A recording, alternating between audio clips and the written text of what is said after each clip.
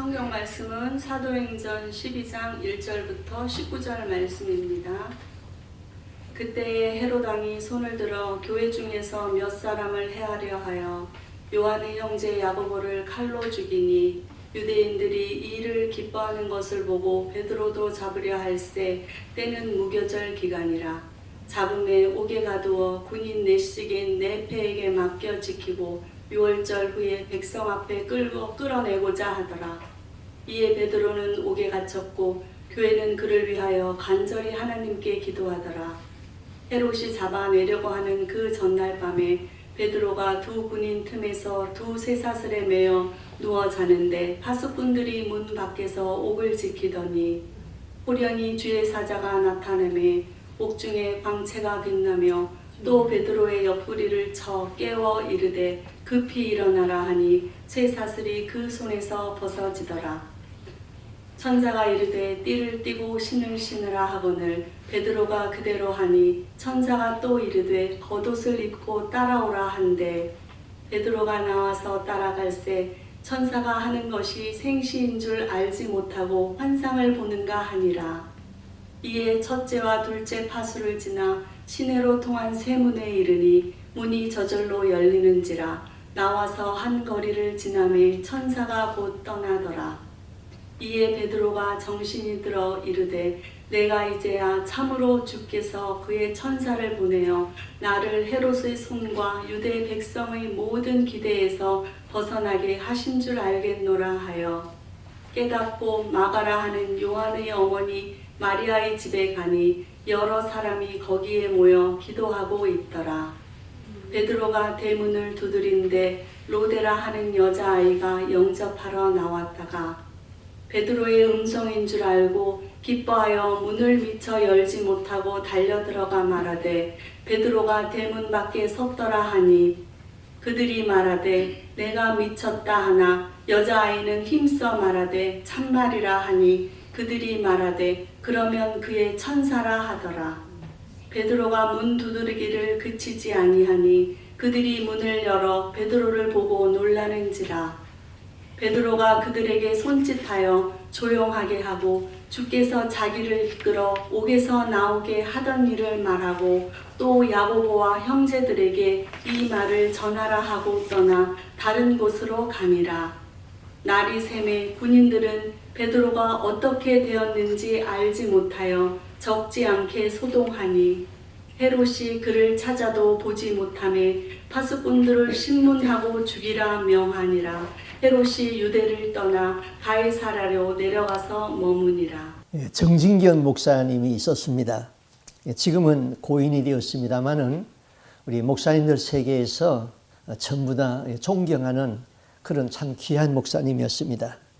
근데 그분의 그 저서인 그 목적이 분명하면은 길이 열린다 하는 그 책에 그분의 간증을 이렇게 했습니다. 6.25가 일어나던 해에 1950년에 그분은 29살이었는데 서울 해화동에서 목회를 하고 있었습니다.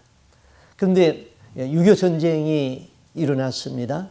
그래서 미처 피난을 가지 못해가지고 그 서울 근교에 있는 그 수유리 산 속에 들어가서 그 자기보다 나이가 많은 어떤 판사님 한 분하고 함께 땅굴 속에서 숨어 있었습니다.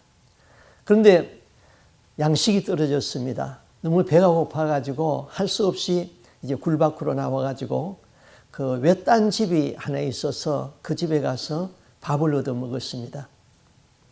밥을 배고픈 김에 밥을 많이 먹고 나니까 그냥 졸음이 와서 그냥 그 자리에서 잤습니다. 그런데 그 집 주인이 인민군 내무서에 가서 신고를 해가지고 결국 이분 목사님하고 판사가 이제 붙잡혀서 내무서에 가서 조사를 받게 되었습니다. 그런데 그 판사가 이 목사님에게 이제 변명을 해줍니다. 나는 공산당이 싫어서 숨었지만은 지금 이분은 그 11대의 종손으로서 외아들이고 자기 아버지가 숨겨주어서 숨었으니까 죄가 없으니까 이 사람은 풀어주라 그랬습니다. 인민군이 이 판사를 끌고 나가서 이제 어떻게 죽였는지 죽였습니다. 죽고는 이제 이 아이가 숨어 있는 곳에 가서 다른 사람이 있는가 더 보고 이 아이는 총살하라. 그렇게 명령을 했습니다. 이 목사님이 나이가 29살이었습니다만은 그 얼굴이 동안이라서 10대 소년처럼 그렇게 보였습니다. 산속으로 끌고 가가지고 이제 총을 장진하고 쏘려고 그러는데 미군 폭격기가 날아왔습니다. 막 광음을 내면서 날아오니까 이 인민군이 그냥 그 비행기를 향하여서 막 총을 갈겼습니다. 그 비행기가 저쪽 산 너머로 이제 사라졌어요. 그러니까 이 목사님에게 다시 총을 갈고 방아쇠를 당겼는데 실탄이 없어졌어요. 비행기를 향해서 다 쏴버렸어요. 그러니까 어이가 없어가지고는 말하기를 정신이 홀린 듯한 이 인민군이 집에 가서 인민군에 입대할 준비를 하고 있으라고 그리고는 그냥 가버렸습니다. 그래서 정 목사는 살았다는 것이죠.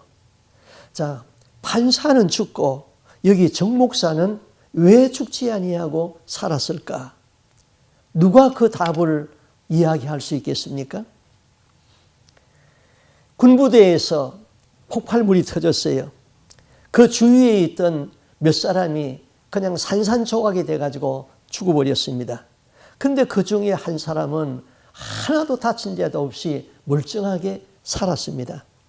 그때 군목이 쫓아와서 하는 말이 정말 하나님의 은혜로 살았군요. 그랬습니다. 그러니까 이 살아남은 사람이 이렇게 대답을 했어요.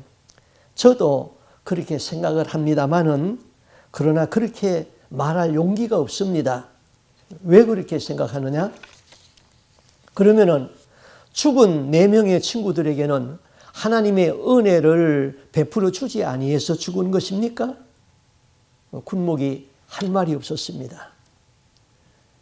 자, 우리 인생 여정에는 풀 수 없고 대답할 수 없는 일들이 너무나도 많지요.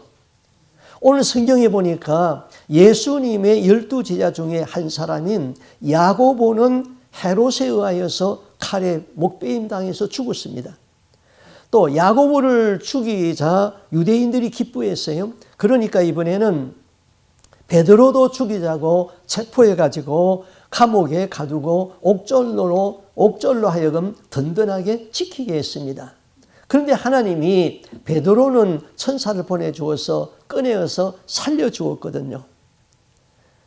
자, 야고보는 왜 죽게 놔두고 베드로는 왜 천사를 보내서 이와 같이 살려주었습니까? 오늘 본문에 헤롯이 야고보를 칼로 죽였다고 그랬지요. 야고보는 예수님의 12제자 중에 한 사람인 요한의 형제였습니다. 예수님은 야고보와 요한과 베드로 이 세 제자를 특별히 사랑해가지고 그들에게 특별한 훈련을 시켰습니다. 그런데 야고보는 순교하도록 두고 베드로는 감옥에서 천사를 보내어서 구출했습니다. 정말 하나님의 섭리는 우리가 다 알 수 없는 것이죠. 사는 것도 죽는 것도 다 하나님으로부터 주어지는 것입니다. 그래서 어떤 사람은 살아서 하나님께 영광을 돌리고 어떤 사람은 죽음으로써 하나님 앞에 영광이 되는 것입니다.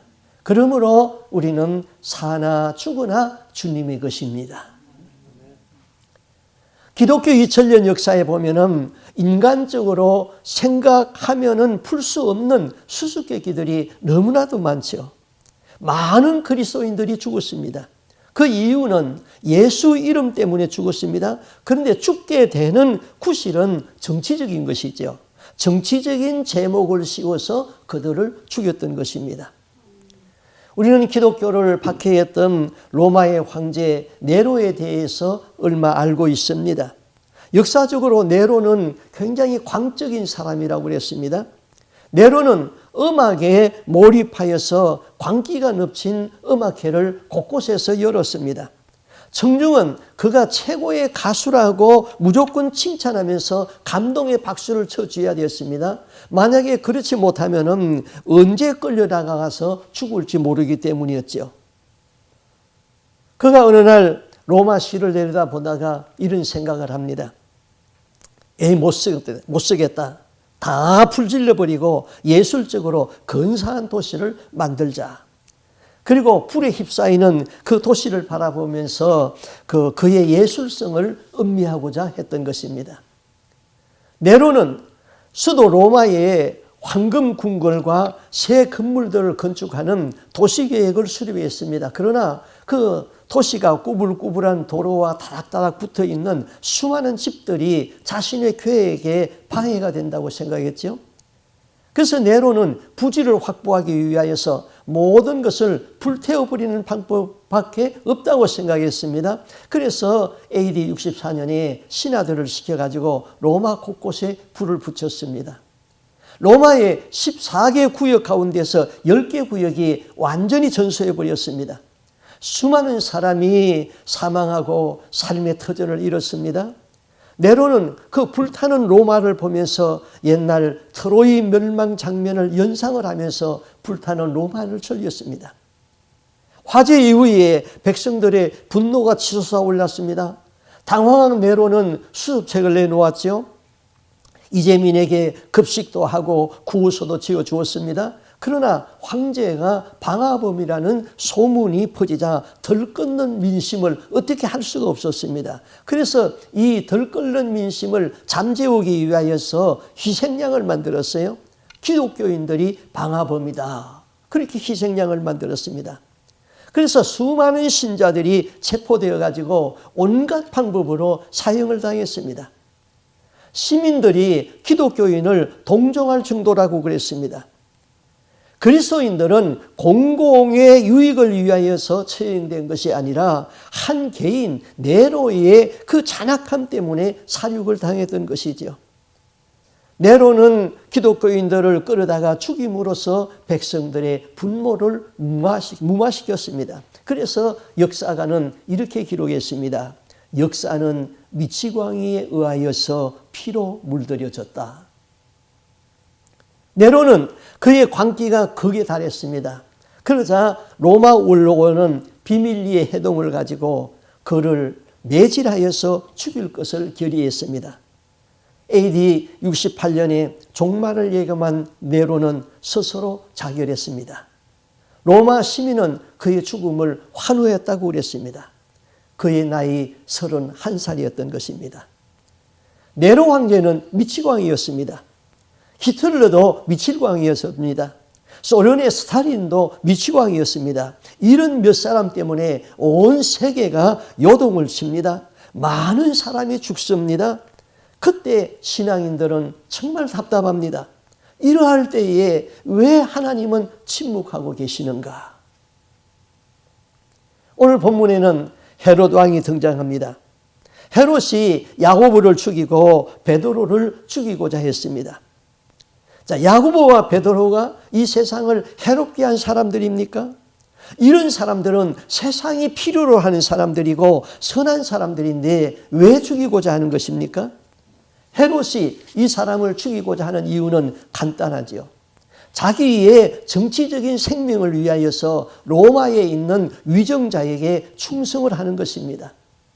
로마의 위정자들의 바람은 점령지인 이스라엘에서 반란이 일어나지 아니하고 조용한 것입니다. 그런데 유대인들은 특별한 민족으로서 항상 반란의 기미가 있었습니다. 시끄러운 민족이었습니다. 그래서 예수를 십자가에 못 박아 죽였던 것이죠. 헤롯은 야고보를 죽였습니다. 그랬더니 유대인들이 좋아합니다. 그러니까 예수의 수제자라고 일컫는 베드로도 죽여서 유대인들의 비위를 맞추자 한 것이지요. 사도행전 12장 1절에서 이렇게 말합니다. 그때에 헤롯 왕이 손을 들어 교회 중에 몇 사람을 헤아리 하여 요한의 형제 야고보를 칼로 죽이니 유대인들이 이를 기뻐하는 것을 보고 베드로를 잡으려 할세. 자, 제일 먼저 예수님의 12제자 중에 야고보를 죽였다. 그래서 야고보는 예수님의 12제자 중에 제일 먼저 순교한 사람입니다. 야고보는 스페인에까지 가서 복음을 전했죠. 그 스페인은 당시 땅끝이라고 생각하던 곳이 스페인입니다. 스페인에 가서 복음을 전하고 돌아와서 체포당해서 죽었던 것입니다. 우리가 캘리포니아에 가면은 그 샌디에고라는 도시가 있잖아요. 그 샌디에고가 스페인어예요. 그 스페인어로 야고보가 샌디에고입니다. 그러니까 도시마다 샌디에고가 있다는 것은 그 야고보 거리라는 것이죠. 야고보. 자, 헤롯이 야고보를 죽였습니다. 그런데 이 헤롯이라는 사람이 성경에 5명이 나와요. 이 5명을 우리가 잘 기억해야지 그 마태복음을 읽을 적에 이것이 이해가 되는 것입니다. 예수님이 베들레헴에서 태어날 적에 2살 이하 된 아이들을 다 죽이라는 명령을 내린 헤롯이 있죠. 그 헤롯은 헤롯 대왕이라고 부릅니다. 대헤롯이라고 부릅니다. 그 다음에 그 아들 헤롯 아켈라오가 있습니다. 헤롯을 이어서 왕이 되었습니다. 그 다음은 헤롯 안티바스인데 이 사람이 세례 요한의 목을 벤 사람입니다. 그리고 그 다음에 본문에 나타난 그 헤롯 아그리파 1세가 야고보를 죽이고 베드로를 감옥에 가둔 사람이죠. 이 사람은 정치적인 수완이 대단히 좋은 사람입니다. 그래서 원래 갈릴리 근방을 다스리는 그 분봉왕이었었는데 정치적 수완이 좋아가지고 헤롯 안티바사를 몰아내고 유대와 사마리아와까지 다스려서 통치권을 아주 로마로부터 얻어낸 사람이었습니다. 그 다음에 마지막에 헤롯은 사도행전 26장에 나오는 헤롯 아그리파 2세로서 바울을 재판하던 사람이죠. 자, 이런 헤롯이 성경에 5명이 나오는데 그냥 우리 성경은 다 헤롯 그렇기 때문에 똑같은 인물이 아니죠. 이것을 잘 구분하면은 성경에 이해하는 데 도움이 될 것이지요. 자, 여기 본문에 유대인들이 기뻐하는 것을 보고 그 원래 헬라 원문대로 말하면은 유대인들이 만족하는 것을 보고 그랬습니다. 야고보를 죽이니까 유대인들이 대단히 만족스럽게 생각했습니다. 왜 그랬을까요? 기독교 세력이 점점 커가면서 유대교의 도전적인 세력이 되었던 것입니다. 특별히 대제사장과 바리새인들과 서기관들 입장에서 보면은 이 기독교는 골치 아픈 존재였습니다. 기독교 종교가 살면은 유대 종교는 죽게 되어 있는 것이죠. 예수의 제자들이 능력을 행하고 있는 한 자기들은 아주 무능한 사람들이 되어버리는 것이죠. 이런 차에 헤롯이 야고보를 죽이니까 유대인들이 아주 만족했습니다. 또 본문에 보면은 무교절에 베드로를 죽이려고 그랬습니다. 무교절은 유월절이죠. 다른 말로 말하면은 유월절은 이스라엘 백성이 애굽에서 해방된 절기인 것입니다. 그런데 이 유월절 명절에는 기쁜 명절이기 때문에 감옥에 있는 죄수도 한 사람씩 풀어주는 그런 전례가 있었기 때문에 이 명절 때는 죽이지 말고 이 명절이 끝나면은 베드로를 죽이자. 그렇게 해서 베드로를 잡아서 감옥에다가 집어넣었습니다. 그리고 군사들로 하여금 그것을 지키게 했습니다. 그런데 그날 밤에 하나님은 감옥에 천사를 보냈습니다. 베드로가 갇힌 감옥의 형편이 어땠습니까? 베드로는 두 군사에 의해서 두 손과 발이 쇠사슬에 묶였습니다. 베드로를 지키는 군사는 4명씩 4조가 지켰습니다. 16명이 지금 교대로 지키는 것입니다. 베드로는 두 군사 사이에서 양손이 쇠사슬에 매였습니다. 그런 가운데서도 베드로에게는 평안이 왔어요. 베드로는 내일 죽는다는 것에 대해서 걱정이 없습니다. 예수님이 이렇게 말씀했잖아요. 내가 너희에게 평안을 주노니 내가 주는 평안은 세상이 주는 것과 같지 아니하다. 세상은 이런 평안을 능히 줄 수도 없고 빼앗을 수도 없다 그랬습니다. 자, 이 세상에는 근심된 일이 너무나도 많아요. 세상은 흔들리고 요동치고 있습니다. 세상은 불안합니다. 죽음이 두렵고 질병이 두렵습니다. 예기치 못한 재난이 두렵습니다. 삶에 대한 근심과 걱정이 많습니다. 사실 근심하고 걱정하고 염려한다고 해서 문제가 해결되는 것은 하나도 없지요. 그러나 걱정하지 아니하면은 좋겠는데 걱정이 되고 근심이 되는데야 어떻게 하겠습니까? 여러분, 돈은 많은데 근심이 되고 불안한 것이 행복하겠습니까? 돈은 없어도 마음이 평안한 것이 행복합니까? 사업은 하는데 늘 근심 걱정이 많습니까? 이분들은 기도해야 되는 것이죠. 주님이 주시는 평안이 있으면 내일 사업이 망한데도 심령에 평안이 있는 법이에요. 평안이 오면은 주님이 책임지고 있는 것이지요. 우리의 삶의 현실에는 하루하루의 시간이 긴장과 스트레스를 보내면서 잠 못 이루는 밤을 보내야 하는 시간들이 너무나 많습니다. 평안이 없습니다. 우리 눈에 주님은 보이지 아니하고 내 앞에 산적하여 있는 일들만 보입니다. 이분들은 기도가 충분히 뒷받침하지 못해서 그렇습니다. 기도하세요. 기도하면은 응답이 오고 응답이 있으면은 심령에 평안이 있고 내일 일은 내일 염려하라고 그랬죠. 오늘에는 평안이 있게 되는 것이지요. 흔들리고 요동치는 세상 가운데서도 주님이 주는 평안이 있는 사람은 복된 사람입니다. 행복한 사람인 것이죠. 우리 모두에게 이런 평안이 있기를 바랍니다. 베드로는 지금 깊은 잠에 빠졌습니다. 내일 죽을 사람이 지금 감옥에서 깊은 잠에 빠졌어요.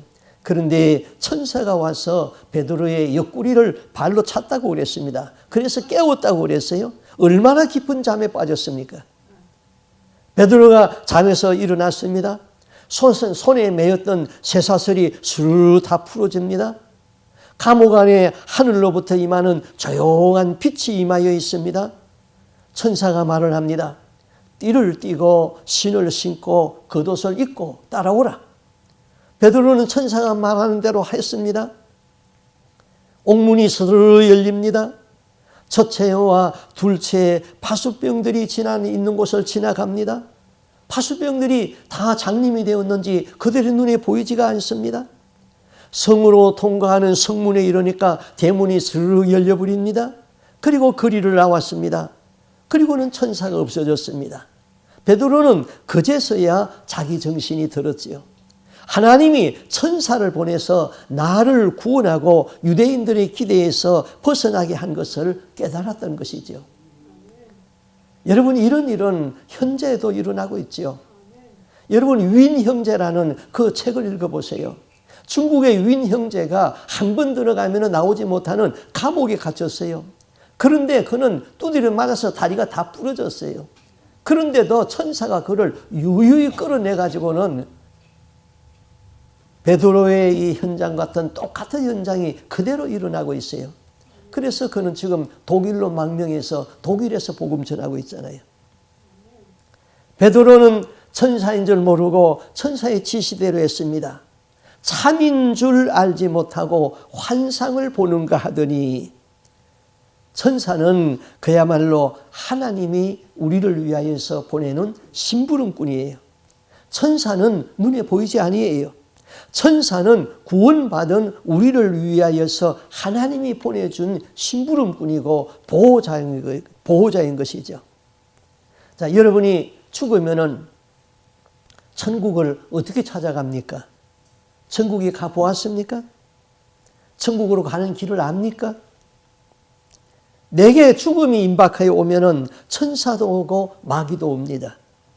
마귀는 내가 살았을 적에 지은 죄를 들고 나오면서 너는 시커먼 도둑놈이고 너는 시커먼 죄인이니 나를 따라서 지옥으로 가자 하고 끌고 가면은 그 힘에 아무도 저항 못하고 끌려가게 되어 있는 것이죠. 그때에 예수의 피 공로를 믿고 죄 용서함 받은 사람들은 악한 마귀가 침범하지 못하고 천사가 와서 그를 닦이고 하늘로 날아가는 것이죠.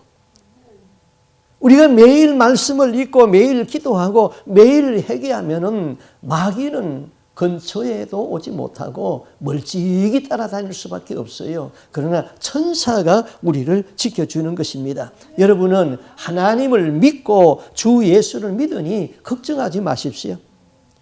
주 하나님이 천사를 보내어서 여러분을 천국으로 안내할 것을 믿으십니까? 아멘이 없는 분은 마귀가 나를 나를 잡아갈 것 같아서 아멘이 없어요? 천사가 여러분들을 확실히 잡고 여러분들을 천국으로 인도할 것을 믿습니까? 우리는 적어도 그런 믿음을 가지고 살아야죠. 우리에게는 2명의 천사가 활당되어 있어요. 하나님의 큰 일을 하는 사람들은 많은 천사들이 활당되어 있어요.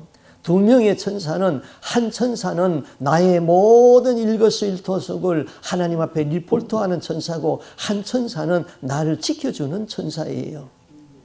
그래서 우리가 날마다 죄를 짓는 적시 회개하면은 하나님 앞에 리포트가 되지 아니하고 해지기 전에 다 상함이 되는 것이죠. 그 다음 사도행전 12장 5절에 보면은 이에 베드로는 옥에 갇혔고 교회는 그를 위하여 간절히 하나님께 빌더니 그랬어요. 자, 여러분에게 어려운 일이 생겼을 적에 여러분은 온 교회가 당신을 위하여서 기도할 수 있다고 확신합니까?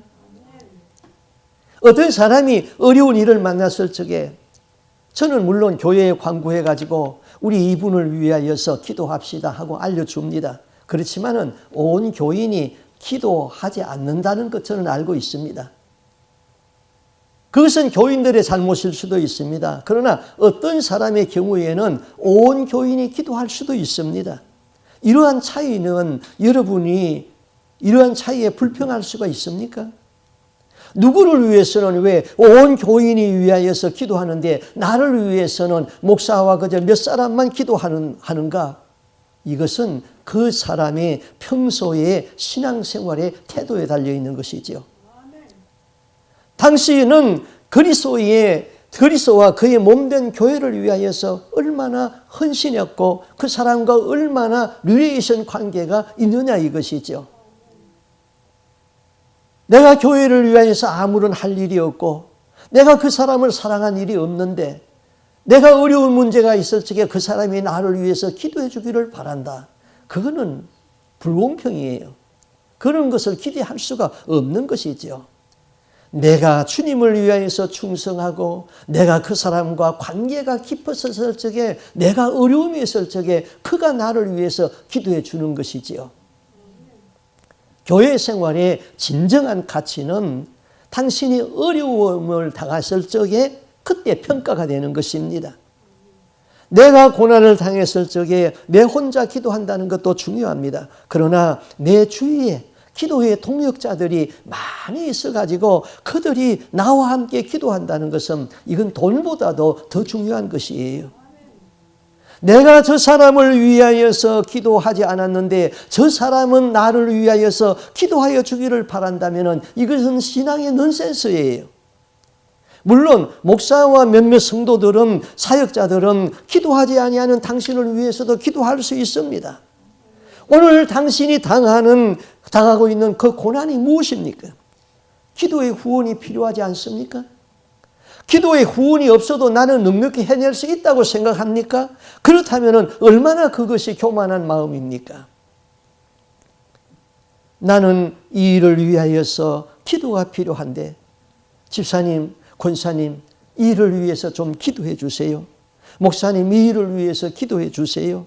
부탁하세요. 그리고 기도의 통역자들을 많이 두는 사람이 신앙생활을 잘하는 사람이죠. 나는 전혀 기도하지 않는데 저 사람이 나만을 위해서 기도하겠다. 그거는 신앙의 넌센스라고 그랬습니다. 여러분이 교회에 한 30분 먼저 와서 오늘 드리는 예배를 위하여서 기도하고 오늘 설교하는 목사를 위해서 좀 기도 좀 해주세요. 그러면은 나도 은혜를 받고 여러분도 은혜를 받고 다 은혜가 받는 것이지요. 자, 베드로는 지금 옥에 갇혔습니다. 교회는 그를 위하여서 간절히 하나님 앞에 기도했다고 그랬죠.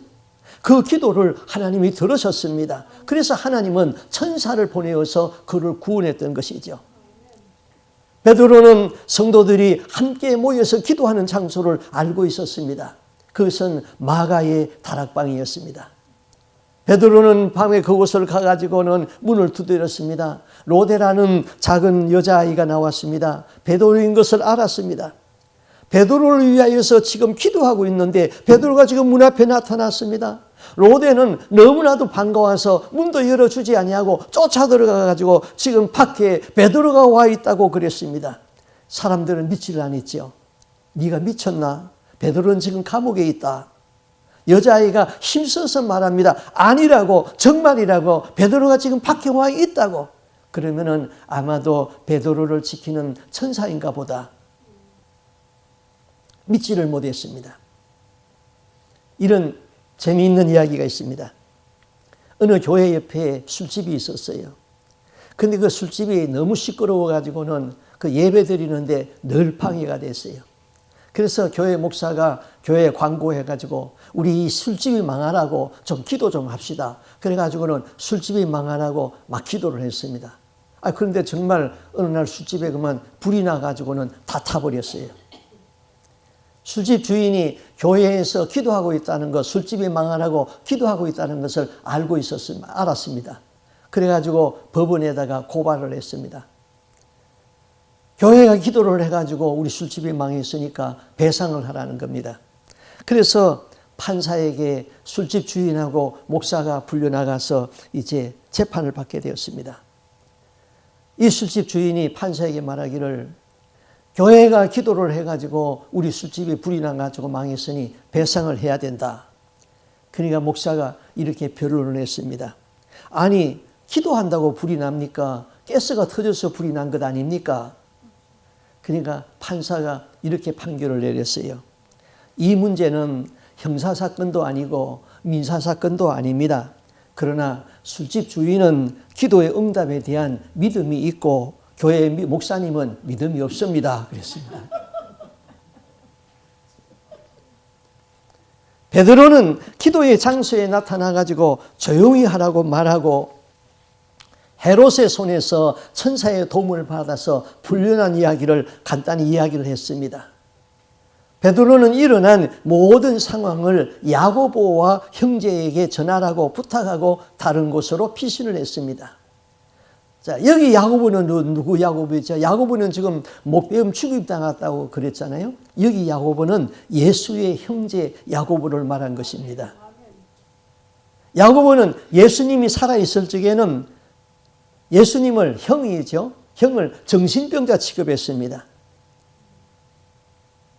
그러나 부활하신 예수님을 만난 이후에 예수는 나의 육신의 형이 아니라 하나님이었다는 것을 그가 깨달았습니다. 야고보는 초대교회에 있어서 베드로와 야고보가 교회의 기둥 역할을 했던 것이죠. 예수님의 제자 야고보는 헤롯의 칼에 의해서 죽고 베드로는 하나님이 보낸 천사의 도움을 받아서 살았습니다. 그러면은 야고보는 죄를 많이 지어서 먼저 죽고 베드로는 의인이라서 살아났습니까? 그렇게 단정하는 자체가 잘못인 것이죠. 사람은 죽어야 할 때가 있고 더 살아야 할 때가 있는 것입니다. 이렇게 천사의 도움을 받고 구원받은 베드로는 그러면은 언제 죽었습니까? 네로 황제의 박해가 일어났습니다. 모든 그리스도인들에 대하여서 체포령이 내려졌습니다. 체포되는 그리스도인들은 화형을 시켰습니다. 십자가에 매달아 죽이고 사자굴에 던지고 비참하게 죽어갔습니다. 그리스도인들은 더 이상 이제 이 예루살렘이나 로마에 머무러 살 수가 없었습니다. 그런데 외경 베드로 행전에 보면은 베드로의 죽음을 이렇게 기록했습니다. 베드로가 네로의 체포를 면하려서 총총걸음으로 로마를 떠납니다. 그때 로마시를 향하여 걸어 들어오는 예수님을 만나게 됩니다. 베드로가 엎드려서 예수님에게 말합니다. 주여, 어디로 가십니까? 큐바디스 도미네오 그랬습니다. 큐바디스 도미네, 나는 네가 버린 로마를 위해 내가 다시 십자가를 지러 가노라. 환상 가운데 예수님과 베드로는 대화를 나누고 한참을 베드로는 땅에 엎드려 있다가 그는 순교를 결심하고 로마에 입성해서 십자가형을 받습니다. 베드로는 내가 감히 어떻게 예수님과 똑같은 모양으로 죽는단 말인가 해서 거꾸로 십자가에 매달아 달라고 요청을 했습니다. 그래서 베드로는 AD 64년 10월 13일에 십자가형에 처형되었습니다. 우리는 십자가를 피하려고 하면 엄청난 고통과 번민이 따라옵니다. 십자가를 각오하고 죽기를 결심하면 우리의 심령에 평안이 오는 것입니다. 우리는 사는 것도 주님의 은혜고 죽는 것도 주님의 은혜인 것입니다. 그래서 우리는 사나 죽으나 주님의 것인 것이지요. 살아도 주를 위하여서 살고 죽어도 주를 위하여서 죽어야 되는 것입니다. 살아도 주님의 영광이고 죽어도 주님의 영광이죠. 삶의 목적이 예수고 삶의 중심이 예수고 삶의 내용이 예수가 될 수 있기를 바랍니다. 아멘. 기도하겠습니다.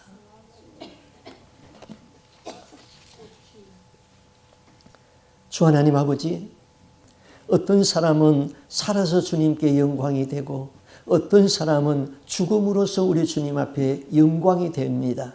그래서 사는 것도 주님이고 죽는 것도 주님이고 사나 죽으나 우리는 주님의 것이고 우리는 주님의 창조의 목적대로 주님의 영광을 위하여서 살아갈 뿐입니다. 삶의 중심이 예수가 되게 하여 주옵소서.